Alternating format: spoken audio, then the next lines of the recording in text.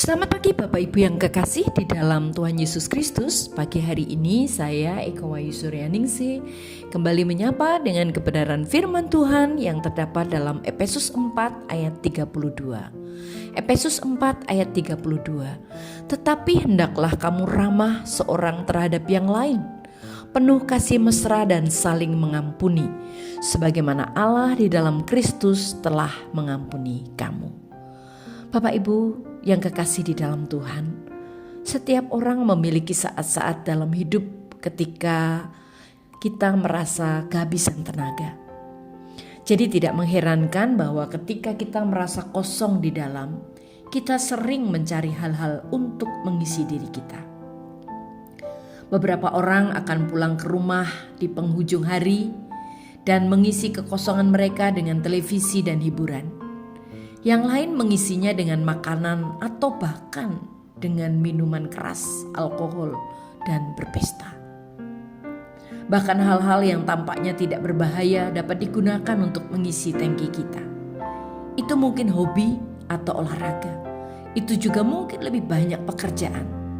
Kita bisa bekerja lebih keras dan lebih keras lagi karena kita tidak suka perasaan melambat. Kita bekerja berlebihan untuk menyembunyikan kekosongan di dalam kita. Semua ini memiliki satu kesamaan. Tidak ada yang membuat kita merasa puas. Tidak ada yang dapat bertahan lama. Semua akan mengarah pada kekosongan yang lebih dalam. Tetapi Tuhan menawarkan cara yang lebih baik. Tuhan ingin memenuhi kita dengan cara yang sungguh-sungguh dapat bertahan lama.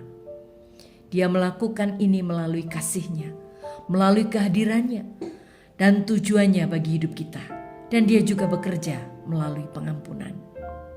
Penawar untuk merasa terkuras secara perasaan dan fisik adalah menerima pengampunan Tuhan dan memberikan pengampunan yang sama kepada orang lain. Alkitab memberitahu kita, hendaklah kamu ramah seorang terhadap yang lain, penuh kasih mesra dan saling mengampuni, sebagaimana Allah di dalam Kristus telah mengampuni kamu. Sebenarnya pengampunan adalah kunci menuju kebahagiaan. Di dalam Mazmur 32 ayat 1 dan 2 dikatakan, berbahagialah orang yang diampuni dosanya, yang kesalahannya diampuni. Berbahagialah orang yang kesalahannya tidak dipersalahkan Tuhan, dan yang bebas dari segala tipu daya. Tidak ada yang membuat kita kehabisan sukacita dan energi yang lebih cepat daripada rasa bersalah dan dendam. Itulah sebabnya mengalami pengampunan Tuhan dan memilih untuk mengampuni orang lain merupakan sumber energi yang sangat besar. Inilah kebenaran tentang mengampuni orang lain. Mengampuni orang lain tidak dapat diperoleh dengan usaha. Itu tidak mudah dan tentu saja itu tidak menyenangkan. Namun hal itulah yang perlu kita lakukan. Kita perlu berdoa untuk kita bisa melanjutkan hidup.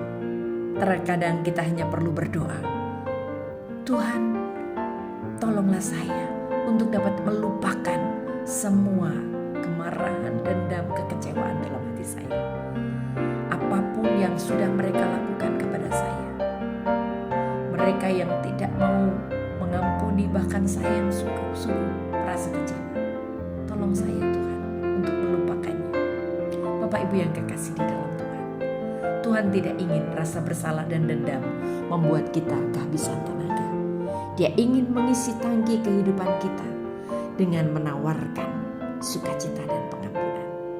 Kita punya pilihan, apakah kita akan hidup dengan tangki kosong atau tangki penuh dengan pemulihan yang daripada Tuhan. Amin. Mari kita berdoa. Tuhan Yesus, terima kasih buat firman-Mu hari ini. Ajar kami untuk melepaskan pengampunan dan mengisi hati kami dengan kasih Kristus, sehingga tangki kami terisi penuh dengan sukacita. Dalam nama Tuhan Yesus kami berdoa. Haleluya. Amin.